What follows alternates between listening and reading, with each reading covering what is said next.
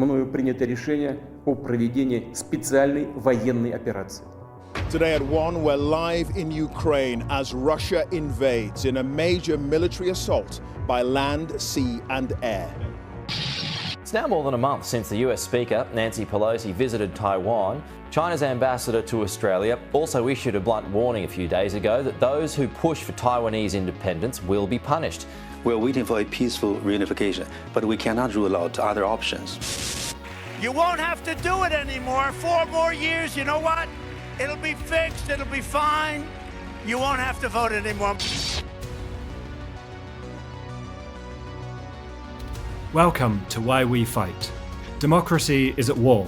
Around the globe, we're watching the forces of authoritarianism rise. From regimes like Russia, China, Iran, and North Korea to oligarchs, religious extremists, and populist demagogues.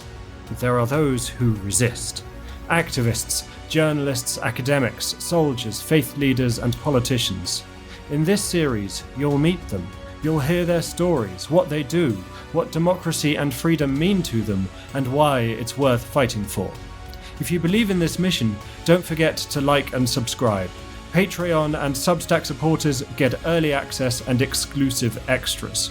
And if you want to connect with others who care about democracy and a free, living world, join us on Discord.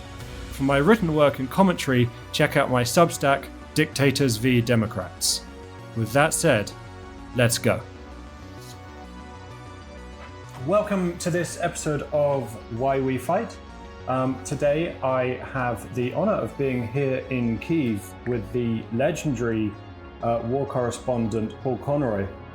Paul, thank you very much for coming on the show. Pleasure, mate. Pleasure.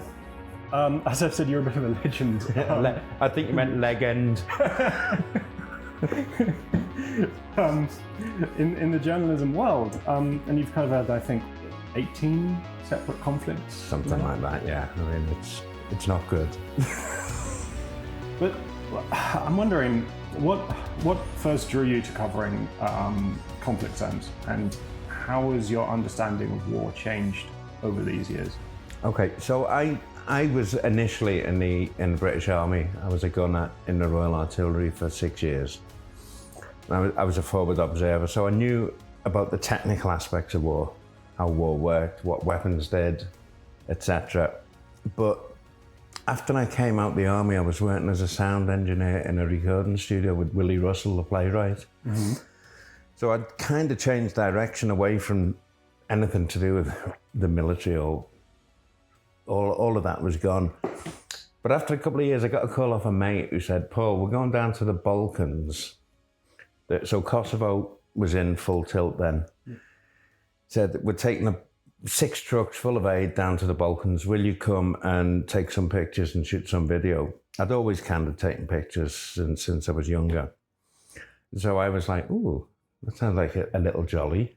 Drive down through Europe, through Italy to Albania, and Albania up to the border with this aid. And it was like the most bizarre convoy. It was like, what was it? It was made up of Sikhs, an organisation called Khalsa Aid, a couple of rogue protesters, some anarchists. It was just this like really mismatched convoy of nutters. So it was great fun. So we drove down through Europe, to Italy, got to Albania. And then from the south, it was like an education, because Albania had only just opened up then. So there's all this kind of mismatched bunch of nutters in Albania. We got to the border with Kosovo in a town called Kukaz, and they dropped the aid off, and everything went as planned. But while we were there, I decided to go up to the border where the refugees were coming across out of Kosovo and get some pictures. You know, so we had the convoy, and then we had the end result. And it was at the border that, there's thousands of people coming out, fleeing the Serbs. And I kind of started I was really nervous at first about taking pictures. It just felt very intrusive. These people who'd gone through hell, you go up to them and you put a camera in their face. But their response was incredible. They wanted to talk, and that's what kind of made me feel a bit more at ease that they wanted to tell their stories. And it soon dawned on me that because they'd all been through the same thing, they didn't talk to each other about it because, hey, they'd all done it. But when they got to, you know, what kind of reporters and guys with cameras, it was finally, maybe it all hasn't been in vain, someone will listen.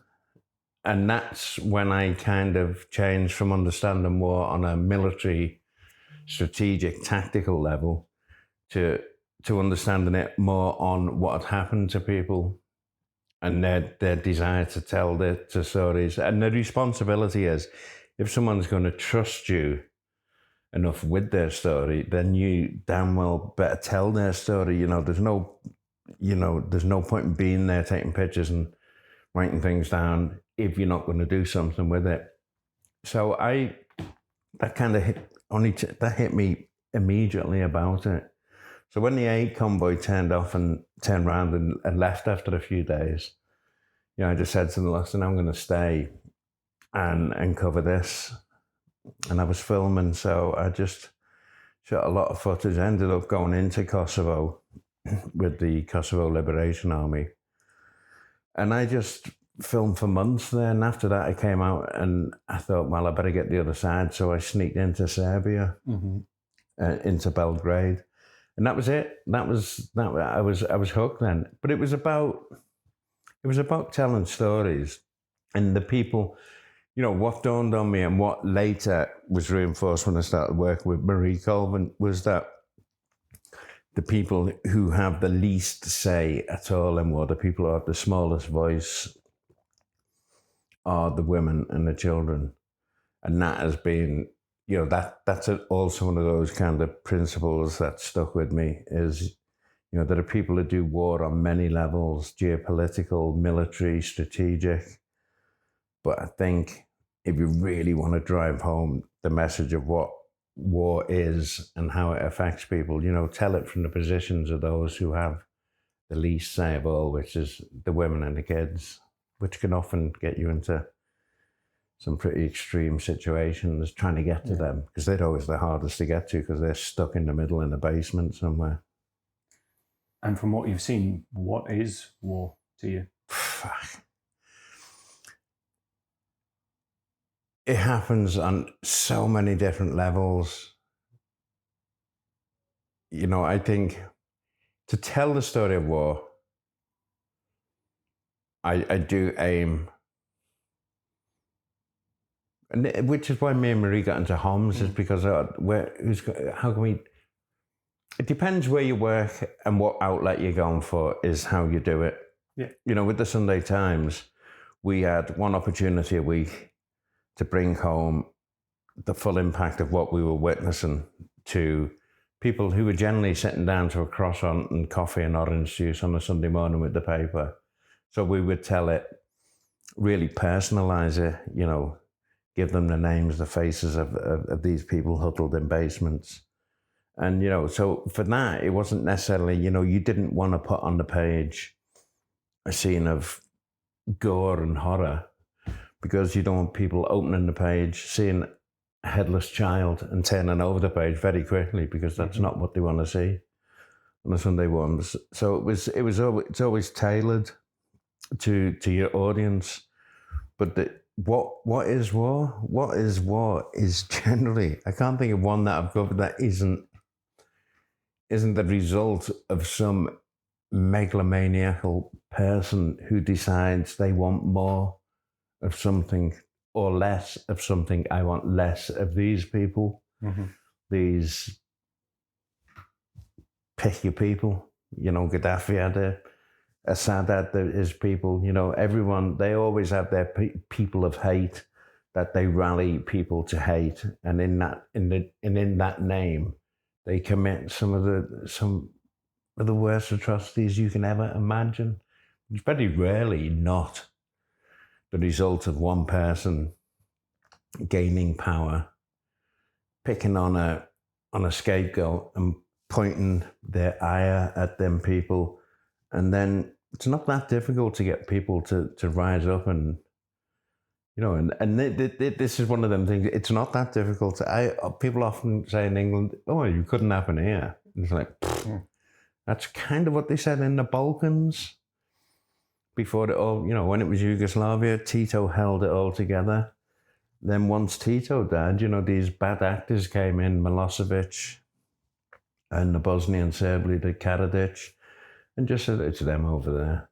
It's them over there." And, you know, we see echoes of that around, you know, Putin's doing it here. Yeah. So Ukrainians there. It's not hard to stir up them kind of bad feelings. You know, I mean, look at the bad actors we have in Britain. Mm-hmm. You know, it's the boat people, the people in the boats, you know, and just rallying people around the cause and finding a victim.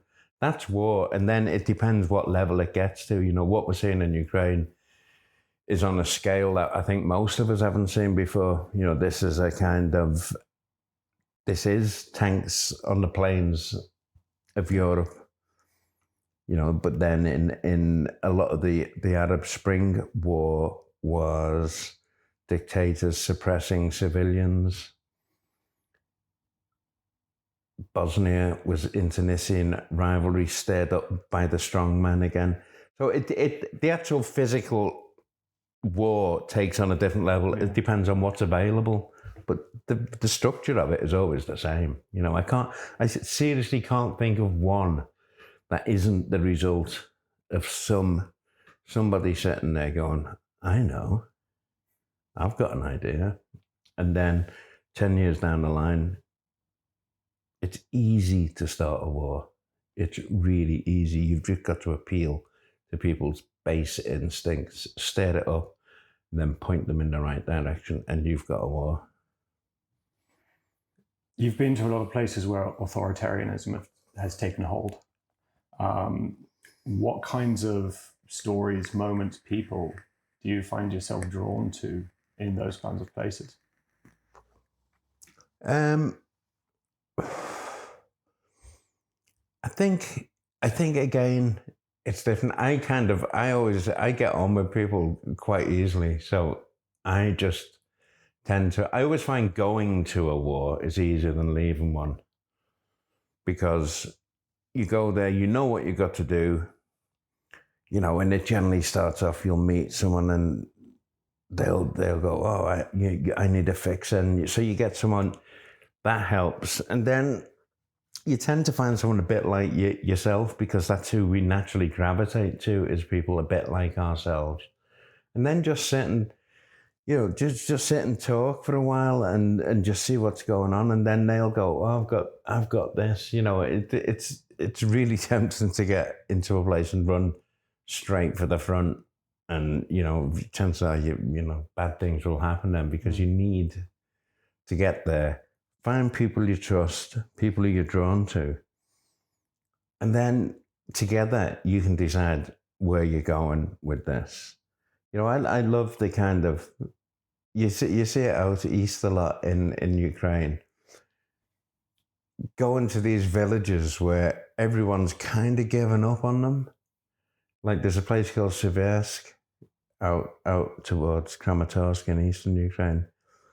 And it's just full of these, like, you go there and it's like hell on earth. You know, there isn't a building that isn't damaged in some way. Like, I can almost vouch for the fact that the whole village is damaged. And then in amongst that, you just find these people who are just quite amazing. I never really understood their reasons for staying completely, because it's just like, you look around, you go, "Why are you here?" And then they come out with the most simple answers, like, "Yeah, I've got pigs. I don't want to leave me pigs." Which initially sounds mad. It sounds like, what? But then if you stop and think about it, they're 70 years old. They've grown up there in their village. You know, this is what we lose sight of a lot of the time. You look at people in these places and you go, "Yeah, first thing you do is leg it." But it's not really the first thing you do, because that's everything you know there. Everything is in that village. And yeah, a lot of the neighbours have gone, but you find the pockets of people, and I just find them really interesting, because that's their whole lives are there in that village. And if you think about it, would you like to kind of wake up at 1 a.m., pack a little bag, and just fuck off because some nut job in Russia has decided that you're his target? I get it, but it took a lot of getting. You have to understand that. It's like I spent 9 months in Kherson, and like every single day, artillery would be raining down on the city.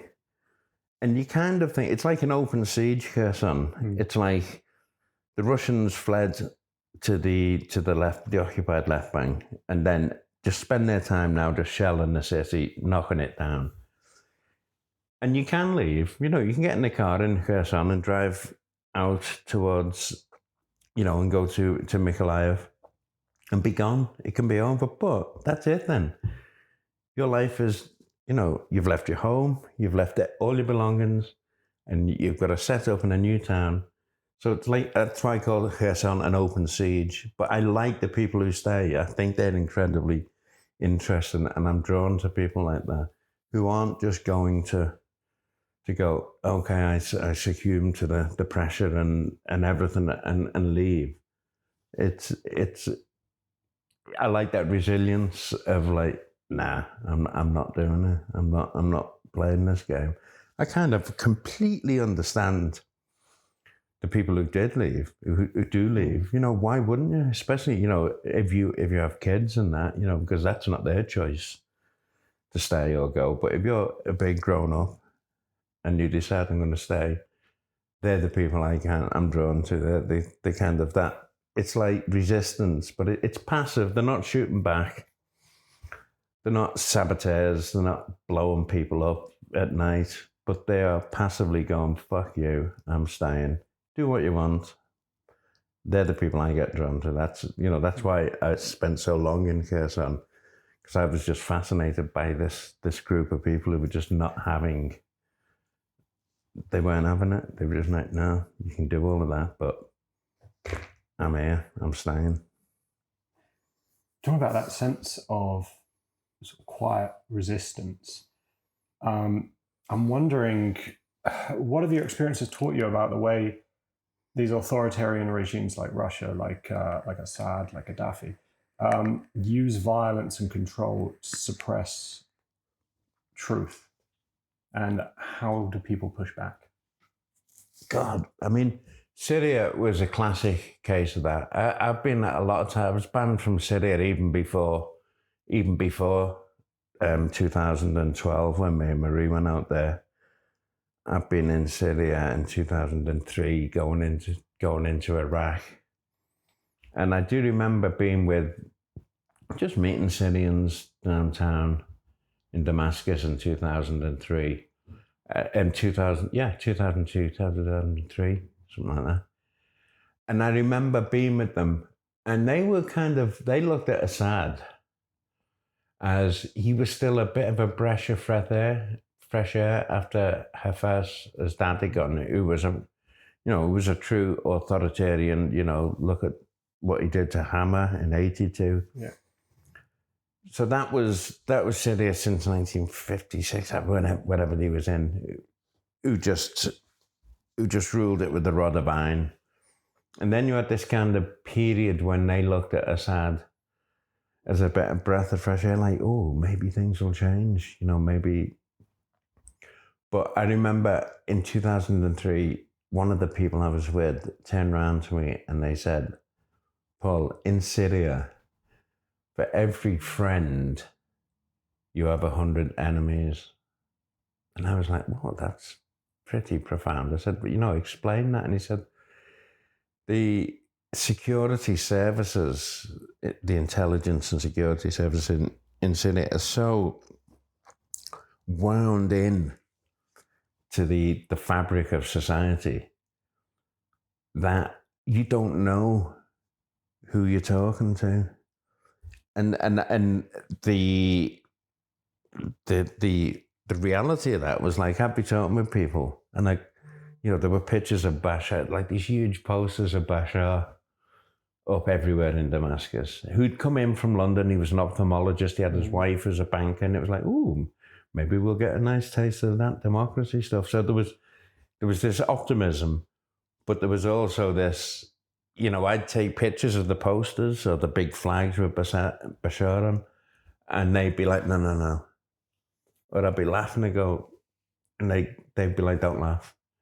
And so you'd see two sides of a different coin. You'd see the people who thought that democracy was on the way, but at the same time, the intelligence services, the 14 branches of the military, you know, Palestine, Air Force intelligence, were so interwoven that they found it very difficult to even speak to each other. And, you know, to be seen with a foreigner, even in the times when they thought democracy was coming, was a dangerous thing. And so you had this set up in Syria.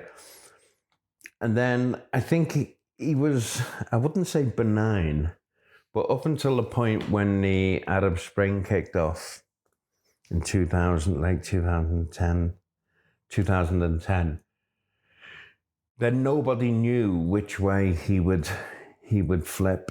Which you know, would he take the, you know, the Tunisia kind of realized the game's up, and so they kind of went, okay, we'll do it this way, the relatively peaceful way. There was the Egyptian way where they suppressed the reds, and there was the Gaddafi way.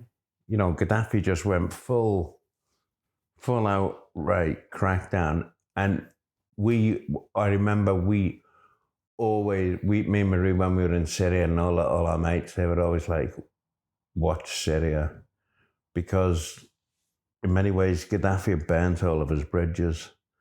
Gaddafi was pretty much alone in North Africa. But Syria, with its location and the nations surrounding Syria, was a big one. You know, what happened in Syria would affect the geopolitics of the whole Middle East. And, you know, he, with the help of his mother, it was her who insisted that you know, basically your dad wouldn't stand for this.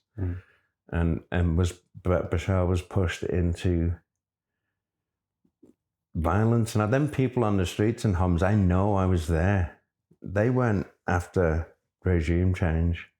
They were going like, oh, can we have a bit more change to the constitution, a bit more democracy? They weren't initially, they weren't calling for the regime to fall, and they weren't calling for Sharia law either. And this really ripped Syria apart. And this, you know, they had two ways to do it, the Gaddafi way or the Tunisia way, and they chose the Gaddafi way. And the results were so predictable. I remember I was speaking to David Cameron after I got out of Syria, and I said, if you don't want Syria to go extremist, jihadist, you know, ISIS, then you need to get to Putin, because the Syrians were firing Russian shells from Russian weapons, and then Putin came in and reinforced. You know, that regime was about to fall in 2017. It was only Putin and the Russians and the Iranians and Hezbollah who came in and propped it up. And at that time, the West kind of washed their hands of it in many ways. Yeah. And that's the result of when regimes go authoritarian, you know, the violence, the levels of violence. You know, I remember a doctor in Syria, he said that the targeting list in Syria was journalists, medics, then soldiers. That was the order that they were targeting people in Syria. Soldiers came last on the list. You know, that many young Syrian journalists were rounded up, tortured, and I mean, friends of ours were tortured and killed en masse. You know, it was quite horrendous. That, you know, but that was long before it was, you know, military violence. The secret state police, the intelligence service were picking people up and torturing them because they thought if they can deter people from protesting, it's easier to deal with than protesting. So yeah, we'll kill a few journalists, kill the doctors. If you get injured, who's going to treat you? Doctors won't. So there was, systematic pressure on all parts of society not to riot and not to come out and not to fight by targeting the journalists and the doctors. Can truth survive in that environment? It always does. It's an idiot. It's like the idiot Putin who thinks that he can. Putin couldn't occupy and hold this country in a million years. It just couldn't happen. Same with, it was like with Libya, when them people rose up, the genie was out the bottle, and Gaddafi could do anything he liked. He could try for 1,000 years, and when the genie's out the bottle, it's not going back in the bottle. So truth will always survive. And that's what these megalomaniacs don't understand. Yes, they might have bigger, better armies, weapons, munitions, all of that. Doesn't really matter as long as there's one person left standing who's going to come out fighting. And they're not going to. You can't kill truth with weapons. It's just an absolute bollocks, and it's a complete idiot who thinks that. To occupy any of they've got parts of eastern Ukraine. They've had it for years, but they don't walk around in safety out there. There are partisans and armed people who are car bombs. Stuff you never hear of. It doesn't work. Germany tried it. Everyone tries it. These empires, these expansionist movements always get driven back. Always. It may take a long time, but as long as there's one person going, well, this is shit, it's not going to work, and they're too stupid and too wrapped up. And, the orange idiot in America is going to find that out. Yeah.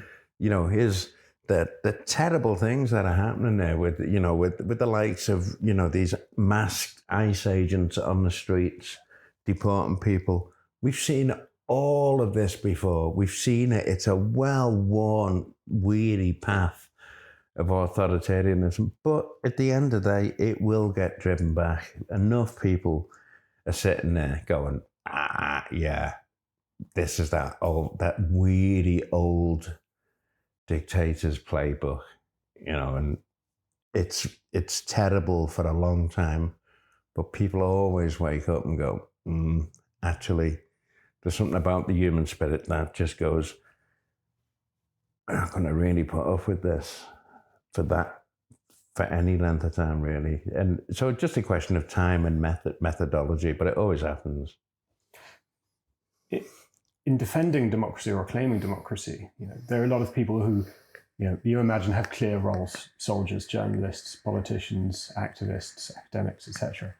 But what's your experience of the role of ordinary people, the tinker, the tailor, the candlestick maker in doing this? They are ordinary people. That's the thing. There's no, it's that. This is a great example. Ukraine is a great example of the ordinary person is the soldier, because most of them soldiers on the front lines in Ukraine were bank mechanics, software engineers, programmers, and then the balloon went up and they went, oh, okay, I guess I have to go and be the soldier, the activist. So it's a kind of, they are one and the same, and that is the difficulty that these people like Putin, all of these people face, is they think that by killing the soldier, they're winning the war. But actually, no, you're not, because they will, and I know it seems a bit idealistic, but there will always be someone else who picks up the gun or the pen, because they're both important. The fact that any resistance is important, and that line of resistance, this is what the film is about, the Kherson film I've just made. It is about Kherson is a kind of a sign, a metaphor for all of Ukraine. It's like the passive resistance, because they were just like wonderful stories if you think of the resistance as guys sneaking around at night, attacking checkpoints, which happened all the time, there were, and we spoke to them and we got their stories of how they did that resistance. But then we've got this like wonderful little old lady. She's going, yeah, when it was hard to move things about, I used to carry explosives to the resistance. She goes, I put them in a bag and put tins of dog food on the top. And then me and my mum would go to the bridge. And she said, I'd get searched by the soldiers, but then my mum would pass me the bag and I'd carry the explosives over the bridge to the partisans. And it was just a wonderful example of like, so you think you've got your soldiers and but they're one and the same, the people, her mum, this old lady, who was quite old, and her mum, who must have been even older, smuggling plastic explosives across a bridge. It was like, how do you fight that? How many soldiers do you need to put into a place to fight that? And it happened on all levels. People used to just watch the Russians and make notes of what vehicles were coming and going. And so resistance and fighting the Russians is in every level. And you don't see it so much in Kyiv because Kyiv's not on the front, but if you spend enough time in a place in Kherson, everyone's at it. And it wasn't organized. It wasn't, it was just groups of people started calling each other up, going, no. There was a great guy in the phone shop. We spoke to him, and he was a jeweler and he had a phone shop. And he used to sell SIM cards. But he'd sell SIM cards to the Russians because the Russians wanted Ukrainian to use what network was left in Ukraine down in Kherson. And so he'd just make a note of the numbers on all the SIM cards, and he gave them numbers to the SBU, who then started tracking them. So they had a really good fix on where the Russian soldiers were around Kherson because of the guy in the SIM card shop. So, resistance and fighting happens on all levels, and that's the wonderful, and that's why, you can't even, there is no difference. It's extremes. There's a guy with a Kalashnikov in a trench shooting Russians dead, but there's a guy in the phone shop providing valuable data, or there's a woman smuggling plastic explosives across a bridge with her mum. So that's, to me, that's what I mean. There's no difference. There's no fine line. Everybody plays the part. And when you've got a whole country doing that, which, more or less is, of course you have your collaborators and that's another aspect of the film.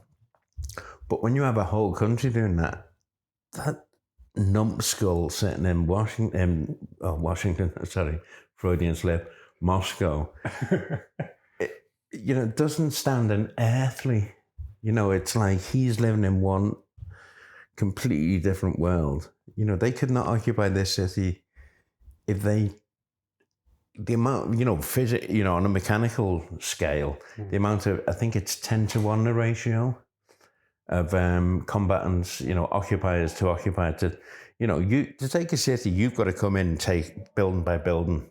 You have to go building by building by building and work your way through and then hold that street. Mm-hmm. The Russians simply don't have the manpower for that. And even if they did, they would be left going down the street with some little old granny lobbing Molotov cocktails. Now, you may think that's, well, what are they going to do against tanks? But if every time a Russian walks down the street, you've seen the streets here, a bottle of petrol falls on your head, then that soon adds up to making it very difficult to occupy.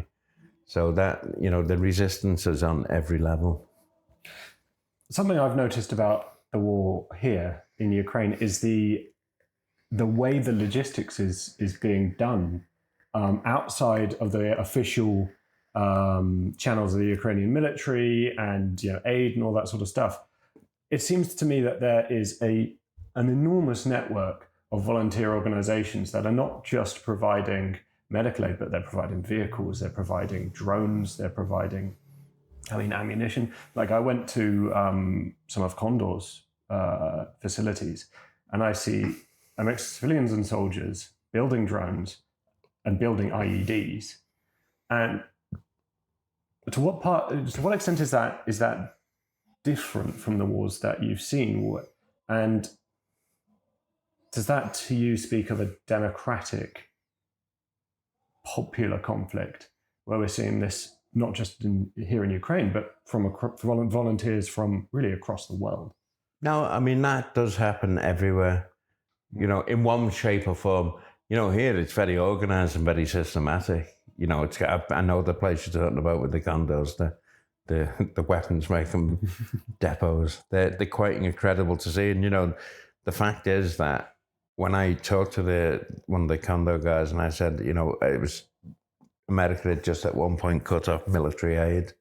And they went, actually, it doesn't really affect us on this front, Kupiansk, because all the drone munitions, all the Baba Yaga heavy lift drone munitions, they're all domestically produced now. So if America cut off funding tomorrow, they could probably hold the front as they are doing now with domestically manufactured munitions, with the aid of all of the NGOs, all of the private organizations who are pumping resources to the front.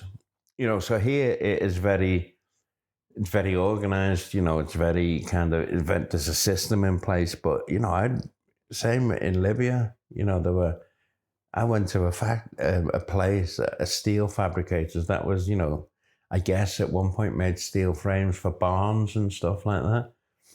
And they were knocking out these, it was like a Mad Max scenario, these like armored machine gun mounts for Toyota Land Cruisers and munitions, some really dodgy looking homemade munitions. So, and the same the Free Syrian Army in Libya. I've seen it all over the world. Here it's on and I think it's on a different scale is because here it really matters for over there. Europe is sitting there. You have Lithuania, Latvia, Estonia, Finland, Sweden. All of these countries realize the danger of what's happening here. So it's kind of in everyone's interest when, let's be honest, this is one of the clearest cut cases of there's a really bad guy there. And he's come here and he's doing really bad things. And I think there's a genuine sense of, A, fuck you. And B, self-protection. One of the other aspects of the film was when we rounding it up, everyone's going it's really important that Ukraine doesn't fall. The people here get that. The people here are doing a lot of fighting and a lot of dying. So the people on the other side of the border in Europe don't have to. And I think there's a lot of governments who've cottoned on to the fact that, hang on, the Russian army has been pretty devastated by what's happened there. And not a single European,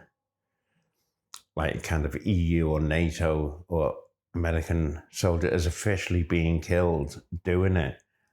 Yet Russia has tanked its own economy. The sanctions, they may not be stopping the war, but they're certainly crippling the Russian economy. Russia almost has to keep fighting this conflict because if it stops now, its whole economy is a war economy. So, Russian army is devastated. The Russian economy is severely taking a big knock. And it's the Ukrainians who've done the fighting. It's the Ukrainians who've died. It's the Ukrainians who've been a massive buffer. And while that may not be entirely fair if you're Ukrainian, from a Western military political perspective, it's been quite good because they've held off the hordes. But, the onus is now firmly on Europe, because I seriously think America has become an untenable question. We should, in my opinion, just write them mentally out of the equation. They're not coming, they're just about sending aid through. And if Trump goes and wakes up and has a tantrum and decides to withdraw intelligence, if Musk pulls Starlink and that, Europe has to be ready to carry that. And I think the countries nearest to the border, like the Baltic states and the Finns and the Poles, understand that, and I think there's a real systematic push for that to happen. But, I think that's all been part of this like infrastructure we've seen grow up around procurement. And, I love the fact that you can send explosives through Nova Posta. That's what Jaconda was telling me, that they get explosive through the post. And it's like, Mr. British Post Office would struggle with that, wouldn't he? Yeah, I think so. That's absolutely wild. Do you think Europe's doing enough yet? And what should they be doing? No, they're most certainly not doing enough. I think there's been, there seriously was a wake-up call when the orange fella did what he did to Zelensky in the White House. But they should have seen it. They should have seen all of this coming. These are governments. They shouldn't be surprised by things. It should have been played out mentally. What happens if Trump gets back in? What happens if, these shouldn't have been surprised. And I think the upper echelons of British and American military, not political thinkers, have been saying for a long time, we're really not geared up to this. I know for a fact the British military is so run down. When I was in the military, we were in British Army of the Rhine, between 50 and 100,000 British troops in Germany with enough ammunition and heavy artillery. Nowadays, that's so run down, and that isn't stuff. Even if you could manufacture it on time, you still need people to fire it. You still need trained. There's a whole strata of levels where Europe has squandered the peace dividend from the kind of the Warsaw Pact breaking up, and everyone's just gone and spent all the money, and now it's like, ooh, no one has enough. No one has a big enough military. No one has the munition supplies, the munitions infrastructure to build, where the British Army is now geared to fighting insurrectionist wars like in Iraq and Afghanistan. They're not geared to these big kind of territorial land grab wars. So I think politically, they've given enough for Ukraine not to lose, but nowhere near enough to win. And that's because there isn't. It's not like someone's sitting with a key to a massive arms dump in the middle of Europe. Literally no one's been making this stuff for years. We've been outsourcing, we've been getting American ammunition in for artillery guns. The former Warsaw Pact countries did have quite big stocks of Soviet-era weapons, but them stocks are depleted now. And now that America should be quite categorically treated as an unreliable ally, Europe has to ramp, and not even ramp up, just like instantly start building more of this stuff, because what people aren't doing is looking further down the line, 5 years ahead, 10 years ahead. The Finns are very together about this kind of thing. The Poles are rearming at a rate that is only classed as astonishing.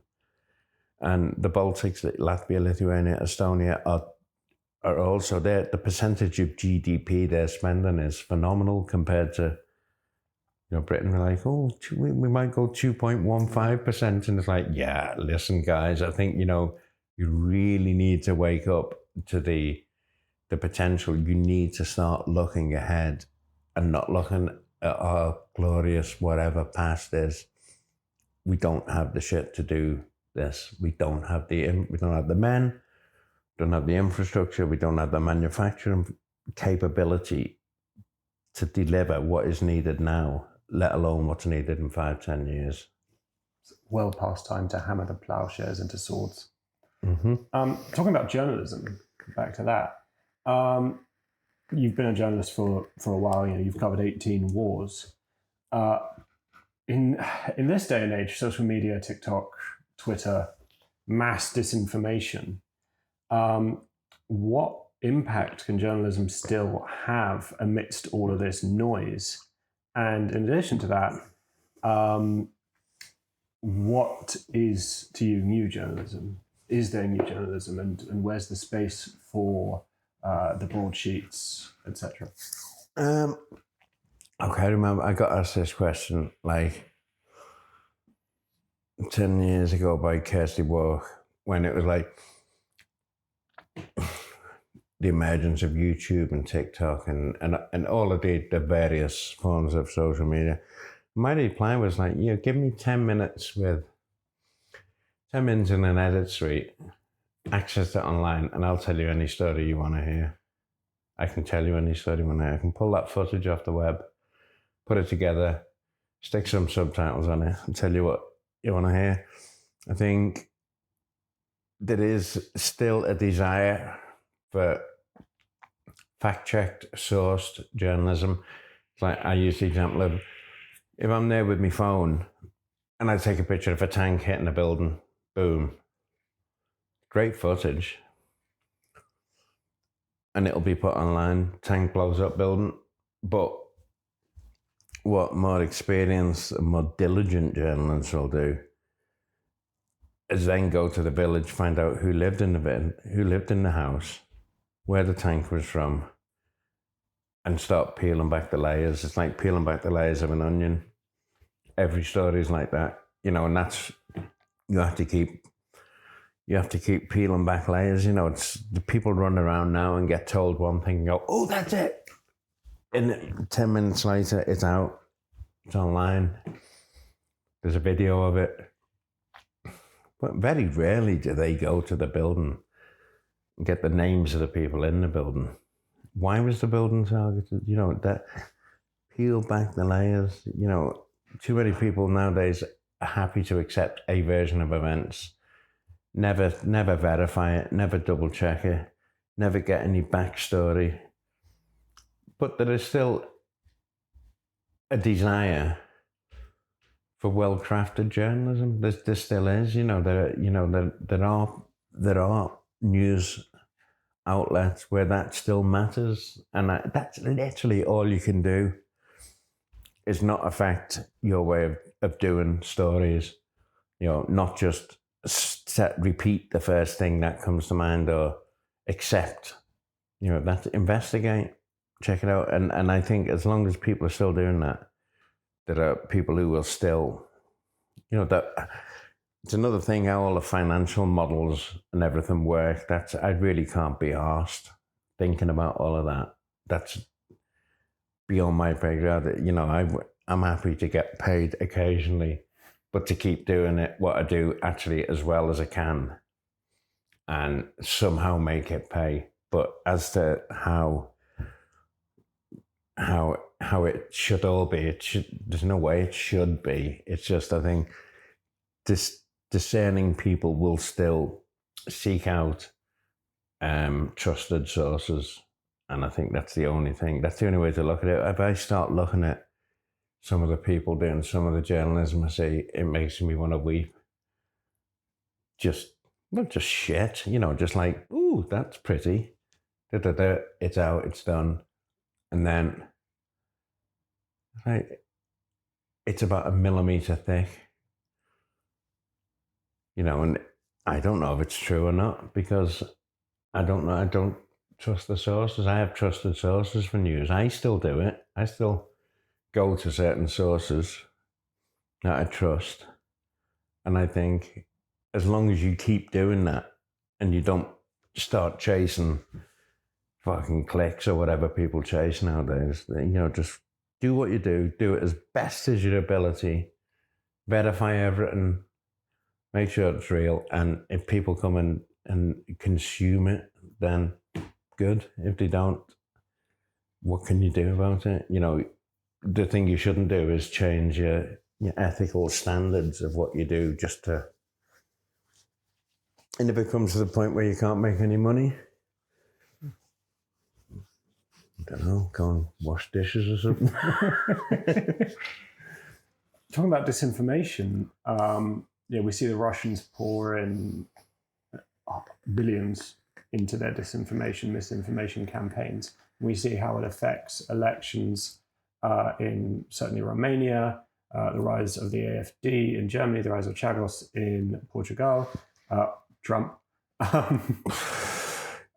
Is there, and it seems to me that free governments, democratic governments, are relying on journalism, private journalism, to counter this. And it's created this sort of David v. Goliath situation where the New York Times, etc., has to do all their fact checking against the enormous machine that the Kremlin is putting out. Is there a role for government, Western government, free government, in combating this, and what should it be? Yes, there is, and I think it's not what you'd imagine the answer. I think education is the answer.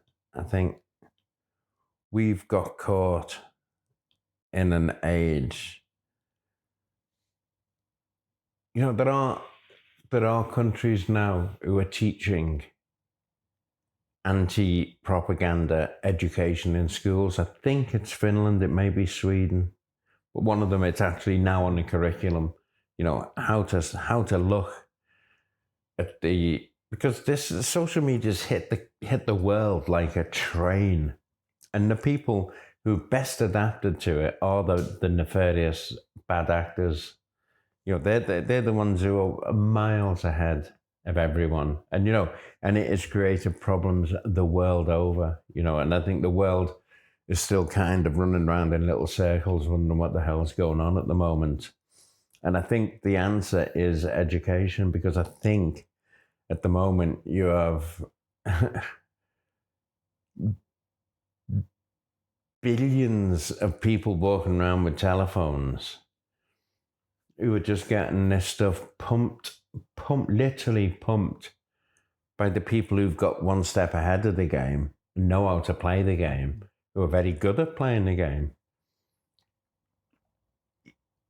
The world is awash in bad information. And I think the idea that the only way to combat that is it's too late to start countering it with they've lost the information war. The only way to counter that is to have a generation of people who are educated in what this is and how to spot it and how to check. And then that leads on to the question, do people have the time or the inclination to check? I think they'd have the inclination if they were more educated about what is being thrown at them. I mean, I don't think anyone really wants to go, oh, I've been duped. It's very hard to admit you've been suckered. But I think we've all been suckered. And I think the only answer is to raise a generation of people who are aware that they're being used and manipulated. That's the only, to try and combat it with a public information film, or don't believe if you say to someone, don't believe everything you hear, then the immediate answer is, well, why would I believe you? Yeah. I think you have to educate people. I mean, let's hark on about America. I think America is a classic example. Oh. Just look at the cult that sprung up. It's just phenomenal. And I think a lot of that boils down to education. I mean, it really is. It's the only, I've thought about it a lot. The only thing I think that can, I mean, how do you how do you re-educate your Auntie Doris or your Uncle Keith who's sitting on Facebook going, look, darling, I've discovered something all the world's scientists fail to notice. You know, how do you can't, they're almost like, yeah, we have to write them off there, you know, just pay them as little attention as possible. But for the future, it's about educating people. Yeah. And that's, I honestly, I can't think of any other answers to that. I don't think there's anything that current governments can do. I think, you know, the seeds of division are so strongly sown now, you know, that it is so A, B, red, blue, 42% split across, you know, everywhere. That's like, oh my God, you know, it's like, I don't know. I think the only way is to look forward and not at the current. I think if you think you can re-educate half of these people, then you're starting a fight you'll never win. Yeah, I mean, if social media is like being hit by a train, I fear that AI is going to be like taking a nuke to the face. That's a very good analogy. AI is a huge threat not only to our democracies but to our economies. But we could get stuck on AI for forever. I'm wondering, through your experiences as a journalist on the front lines and in all of this Sturm und Drang of the media world, how do you maintain your moral clarity? I think it's really simple, actually. Write about what you see. Write about what you find. Make films about what you see, what you find, in a way that is right with you. You know, I have very clear-cut views on this. It's like, I don't just think, oh, here's a rumor. I go there, I meet people, I take pictures, I make films, or I write stories about what I find and try to make it a little bit quirky and a little bit funny, so it's not like reading a press release. You know, add a bit of humanity to it, but because that's how you get people to go 5 years later. He's been consistent. It's about trust. It's about building up trust with people who read your work, who consume your work in whatever format you do it. But it's just that's it, really. It's really simple. You know, we are reporters. You know, we come here, and we have to interpret what we see for people and make it so they want, you know, I mean, so they want to read it or watch it or listen to it. And the way I think I can do that is by making it a little bit ever so slightly offbeat or off color, but not factually, just in my delivery or the way I'll report it. You know, because I don't think people want 2,000 words of bleakness. There is a way of getting the bleakness across is by providing a bit of light and a bit of shade, and light and shade. But it's always happened, you know.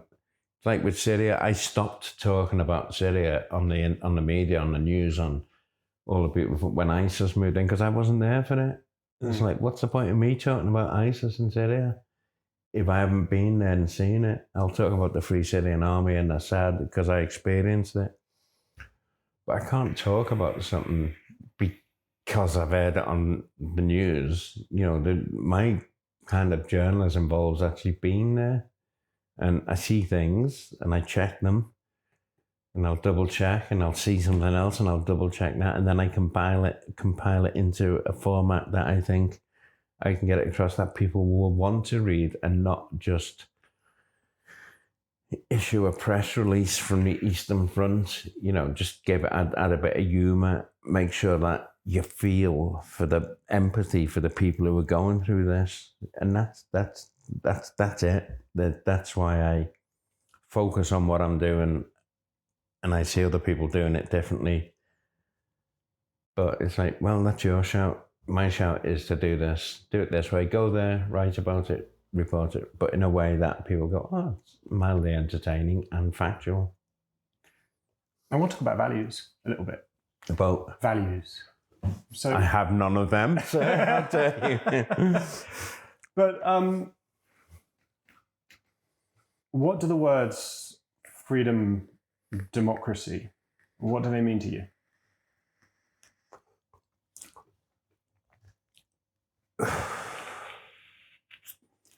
To be honest, I don't really actually think about them like that. I just kind of think what it means to me is like, I see democracy where it's failing.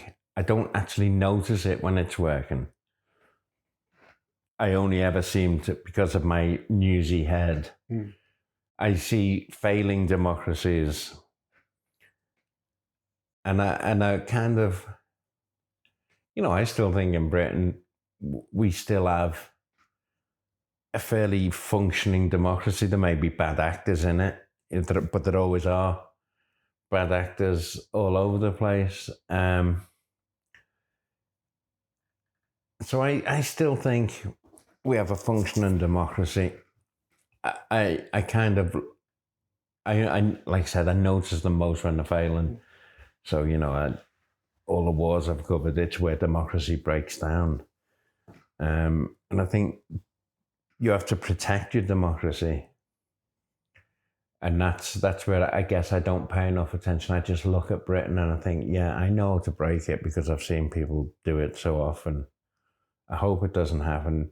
And there are bad actors. I think some of the more extreme parties, like the idiots at Reform who just play on, I don't like the idea that in Britain we could succumb to the old idiot kind of pointing at people, going, they're the like Farage. Othering of people. Yeah, othering. And, the AfD in Germany are doing that. And, unfortunately, what's happened in America, I think, is appalling. I think the world democracy is very much under threat in America. Globally. And but the reason it matters so much in America is its global reach, and it's almost a license to other countries to start looking. And I fear that people are going to start looking at America and go, well, they're doing it. Yeah.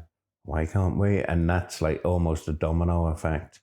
So I think it's very easy to look away from America and go, it's a thriving democracy. Yeah, it's less thriving every single day. The Constitution is getting driven over every day.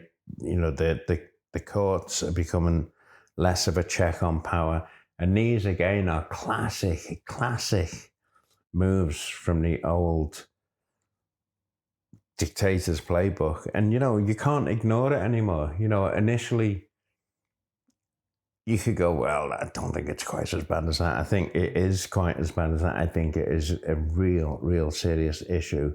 And I see it's like a horrible virus spreading. He's just driving a truck through democracy in the States. Then I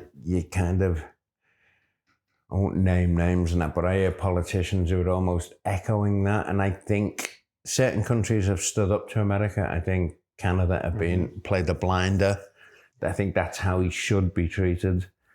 I don't think Britain have played the blinder. I think and I think to the rest of the world, when Starmer kind of rushed to do this first deal with America, I don't think that was good for democracy. I think that was a bad sign. I think that was legitimizing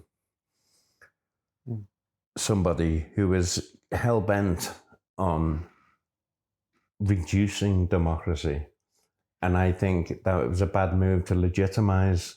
I know it's easy for me to say, if you work for Jaguar Land Rover and your job is being saved, but, you know, Britain did stand up against the Nazis and we lost more than a few jobs at a car factory. For the sake of democracy, Europe was decimated. And I kind of wonder on democracy what Churchill would, you know, and Churchill had his faults like everyone else has the faults. I have mine, you know, he was no angel, but come at the hour, come at the man. It's the same with Zelensky here. Yeah. A lot of people have beefs with him, but there comes a time when if you value democracy, then you go, oh, no. There are certain things we don't do. And I think Zelensky does amplify or exemplify that spirit. And I think the opposite to that is Putin, and the opposite to that is Trump. Why should people value democracy? Well, come with me and I'll show you a few places where democracy doesn't exist. And then after 10 minutes, I think you'll go, yeah, I think I like democracy. You know, when democracy dies, it's not a place you want to be. It really isn't a place you want to be. Just try it. I'll do guided tours of places where democracy has gone to die, and then tell me that you think democracy sucks or we should have an elected dictator. It's really not that pleasant. What would we find? What would you find? You'd find everything you kind of thought shouldn't be will be there. Everything you don't want, everything you took for granted, being able to turn around and go, that guy's a bit of a cunt, and he's your prime minister. You can say that. No one's going to come and lock you up. You say that in Moscow, and then you'll find out what the old Lubyanka looks like from the inside. That's what it is. I can say what I like, really. You know, and unless I'm calling for someone to be beheaded and nailed to a cross in Parliament, then I'm kind of at liberty to say it. Try it in a few places and see. That's what, you know, and that's what America's saying goodbye to. Yeah. They're actually losing that ability, and that's what it is. It's the ability to stand up and go, you're a dick. That's how I put it as well. I like that. 3 more questions. What do you think the future holds for our democracies? Well, I think America's screwed. When you say our British democracy, I think British democracy has to, because they're all over the place, you know. Yeah. I think America's is dying. Mm-hmm. I think they really have to wake up and smell the coffee over there. Otherwise, they're sleepwalking into mayhem. Otherwise, they'll wake up and smell the cordite. Yeah. They really have to get a grip of themselves, you know, and that's the politicians, their media, their people. You know, I look at what people are fighting for in Kherson, Kramatorsk, any other place you can imagine. They're fighting tooth and nail for it because they know what it means. In the rich, free democracies of the world, they almost don't even know what it is to even think about losing it. You only know what, you know, you don't know what you've got till it's gone, and that's the danger. On to journalism. And what advice do you have for, you know, young people or just people trying to break into this world of conflict journalism? I think first of all, the most important thing is find out if you're if you're designed for it, you know. And this is where I often get in trouble. It's like, get a camera, get a pen, get a notebook, get an EasyJet. So if it's within EasyJet, they're always handy if it's EasyJet or Ryanair fly there because it's cheap. Get there, and you know, you don't know what's going to happen until the first shot is fired at you or the first bang you hear, and see how you react. And if you're still there after that, then my advice is, like, tell the truth. Just report what you see. You know, at the end of the day, you can't be taken down for that.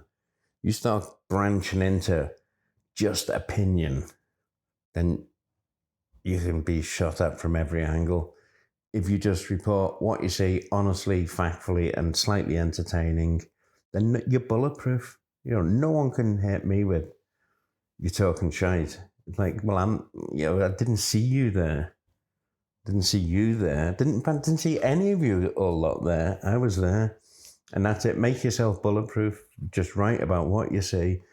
Don't go on to high level opinion and that, you know, just as your reporting job, see it. Peel back the layers of the onion. Keep peeling back till you think that you're at the very middle, the very core of it, and you're bulletproof. Do you have a message for the dictators and the bad actors of the world? Yeah, we're coming to get you. Brilliant. When's the movie out? I'm kind of got a few things in the pipeline now, but probably in the next 2 months. And where can people find it when it's out? That's what we're negotiating at the moment. So the main thing is it's finished. It's nearly finished.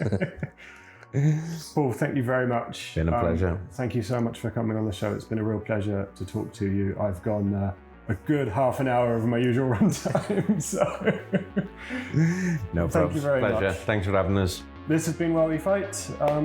Thank you very much. That's it for this episode of Why We Fight. What struck you most about their story? What did you agree or disagree with? Drop a comment and let us know. And if this conversation meant something to you, don't forget to like, subscribe, leave a review, and share it with someone who cares about democracy as much as you do. To get early access and support independent journalism, join us on Patreon or Substack. Links are in the description. And if you want to connect with a global community of people who care about freedom and human rights, come hang out with us on Discord. Until next time, remember, democracy is non-negotiable.